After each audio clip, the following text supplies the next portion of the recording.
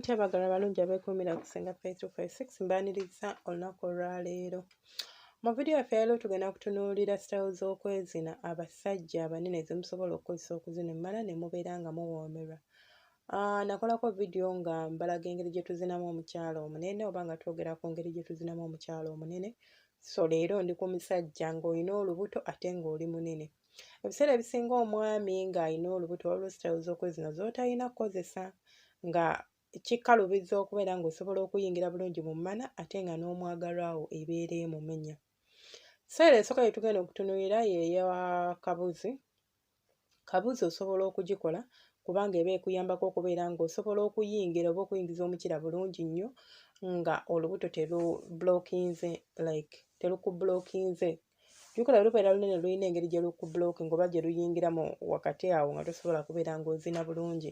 So kabuzi eya bulijjo osobola okugikola. Eya bulijjo yeeyo omukyala ng'agendese ku maviivi ge nga bw'olaba omwana omuto ayavula bw'akunaamiriza asimba emikono n'afukamira ku magulu ge naye ng'ali mu sitayilo eya kabuzi then n'omuyingira ng'omuva mabega.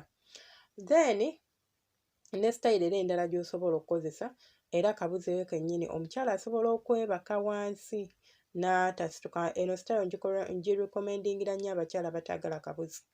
Ensonga emu ku lwaki abakyala abamu tebaagala kabuzi emuleetera okubeera ng'alumizibwa oba ng'afuna obulumi nga bamuzina either nga mumpi oba ng'oli munene nnyo nga oba omukira gwo muwanvu kimuleetera okubeera ng'awulira ng'alumizibwa muno nga mundira. So n'abeera nga tajagala. Omukyala tayagala kabuzi so musobola okubeera nga weebaka ekifuba omakinga sure kiri ku mufaliso then n'ositulamu akabina waggulu empola n'obeera ng'omusajja asobola okuyingira ng'akuva mabega aba asobola okuzina sitayilo. Then sitayilo endala gye nsobola okurekomendingira omusajja ow'olubuto olunene kwe kubeera nga osobola okuzina kye tuyita missionary naye ng'eri modified. Nabagamba missionary eri eya bulijjo ebeera nzibu ggwe okugizina omukazi by the way. Kubanga amagulu gano gabeera gagenda muluma. Kiba kijja mwetagisa okubeera nga agaleeguula nnyo ekireetera n'empewo okubanga egenda kumuyingira awulire nga bimutama. So ne bw'oba osazeewo okumuzina missionary osobola okumuzina mu sitayilo bw'eti nti okwata pilo n'ogiteeka wano wansi nga yeebase kyabugazi n'ogiteeka wansi then bw'ogiteeka wansi n'obeera nga agaziya amagulu ge naye ng'agasimbye singa ageebasizza amagulu gano agasimba then gwe n'omuyingira n'obeera ng'omuzina mpola mpola mu mbeera eyo wabula tomulwamu.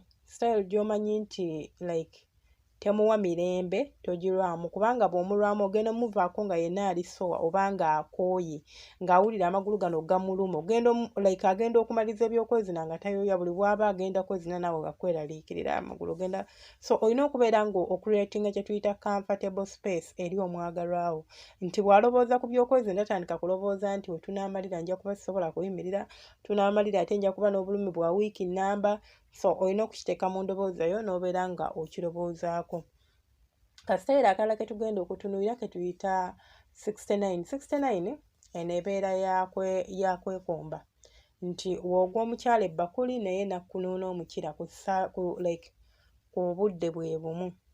So bw'oba nga oli muntu owa bbakuli oli muntu wa kunuuna mukira musobola okukigezaako wabula bw'oba nga toli muntu wa lugendo olwo still si katala nti olina okubeera nga si katala nti olina okubeera ng'ogikola eyo nga mugivaako.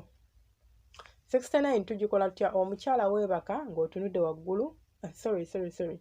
Omukyala asobola okwebaka ng'atunudde waggulu then gwe n'ojja n'omugwa ebbakuli tulindako ndabe.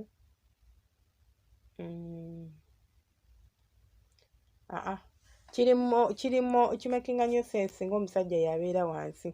Omusajja bw'abeera wansi yeebaka n'atunula waggulu then omukyala n'ojja n'otuuza akabinako ku mumwago oba nkayite kabina nedda si kabina n'oleeta ebitundu bye ebya wansi oba emmana n'ogituuza ku mumwago then gwe n'obeera ng'otunudde wali omukira gwe nga bw'omukomba nga naye bwakomba. Bw'obeera mu sitayilo ya kukunaamiriza teweebaka wabula mbagambye ekyo kikolebwa mmwe nga mukikonsetinzeeko oba nga mwenna muli bantu abanyumirwa ebintu by'okubeera nga mwekomba oba nga mwenuuna. Abalina emmeeme nti n'abatabisobola si bya buwaze, si katala nti olina okubikola. Sitayiro era gye tugenda okutunda bagiyita reverse cowgirl. Eno kyetaagisa omusajja weebaka n'otunula waggulu, omukyala n'ajja n'akubeerako waggulu n'abeera ng'akuzina naye ng'atunudde ku ludda luli nga gw'olaba kabina na mugongo. Kasitayiro kano eno kalungi nnyo, ke kamu ku bustyles abakyala bwe baagala kubanga kamuwa ebbeetu okuzina nga bw'ayagala. Ate era mu ngeri y'emu eyo oba mu layini y'emu eyo tugenda tulina sitayiro endala gye bayita kawugalo, omukyala akutuulako waggulu n'akuzina.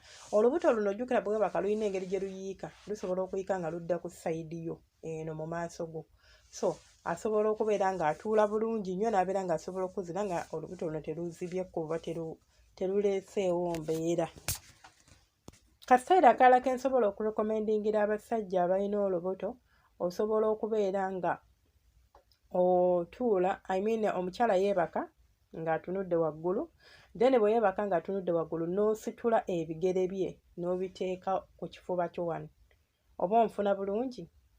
Like omanya nti ebigere bino eno biri ku shoulders, ku bibegabega byo ebigere bye, ekigere ekimu kiri eno n'ekya kiri eno, n'olyoka omuyingira bulungi n'omuzina. Era neyo sitayiro esobola okuba ng'ekuyambako okubeera ng'osobola okuzina bulungi nnyo emmana.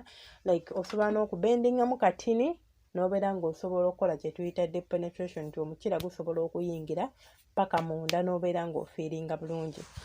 Munzikirize ngenda koma wano temwedala subscribinga, kulikinga n'okomentinga. Alina ky'oyagala okwongerako osobola okittera mu comment section. Nja kuba nkola part 2 ku mulamwa guno gwennyini, so gw'atanaba subscribinga obeere nga tosubwa nga tutaddeyo ka video akapya oba nga tu-uploadinze. Tubeera ne lives once in a while, so oba tuwateekako kaddeko kitegeeza tugenda funa notification. Mumanyi okuŋŋamba senga nze sifuna notification ya live. Tofuna notification ya live kubanga oluusi tewateekako kaddeeko. Then woba tukateekako kateekeko. Then n'ekirala oluyinza okuba togifuna just kubanga ejja leeti, oluusi zijja naye ng'ezze leeti. Tubeera ne lives era mwababeera n'ebibuuzo byammwe, tuba n'emiramu egy'enjawulo osobola okujja n'otwegattako ekiro. Normally ebeerawo ssaawa 2 ez'e Uganda oba ssaawa 3 ez'e Uganda. Tetutera gikola nnyo ssaawa 3, zibeera 2 ez'e Uganda. So byebyo byange, Omukama bankuumira banjagalire. Ayina ekibuuzo kyo kintere mu comment section, nja kuba nkuddamu. Okiba kyetaaga kola video, nja kuba nkola video. Naawe ayina ky'oyagala okwongerako nkugambye kiteeke mu comment section, ojja kuba oyina ettaffaali ly'otadde ku channel yaffe. Baagala nnyo, mubeere bulungi, temujja.